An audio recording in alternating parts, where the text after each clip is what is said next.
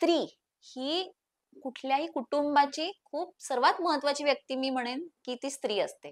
कारण ती स्त्रीची मानसिक अवस्था कशी आहे त्यावर पूर्ण कुटुंबाचं मी म्हणेन पूर्ण हेल्थ ही अवलंबून असते. तिची मुलं असतील, नवरा असेल, सासू-सासरे असतील, या सगळ्यांची मानसिक अवस्था ही तिच्या मानसिक अवस्थेशी खूप निगडीत असते. तर नेमका राग का येतो? तर आईला राग का येतो म्हणण्यापेक्षा मी म्हणेन स्त्रियांना राग का येतो?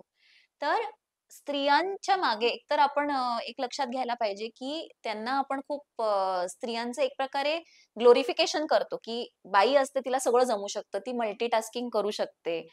ती घरातलंही बघू शकते, बाहेरच्या जबाबदाऱ्याही यशस्वीपणे सांभाळू शकते. अशी खूप आपण लेबल्स बायकांना खरं तर चिकटवतो.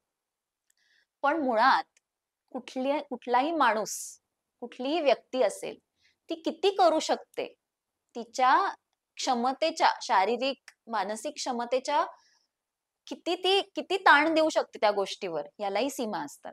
आणि ते बऱ्याचदा बायकांच्या बाबतीत कुठेतरी निग्लेक्टेड भाग आहे हा, की मग तिने केलंच पाहिजे. जर ती कामावर जाते सकाळी 9 वाजता, त्याच्या आधी 5-6 वाजता उठून तिने मुलांचे डबे, घरचं सगळं स्वयंपाक हा केलाच पाहिजे, हे गृहीत असतं.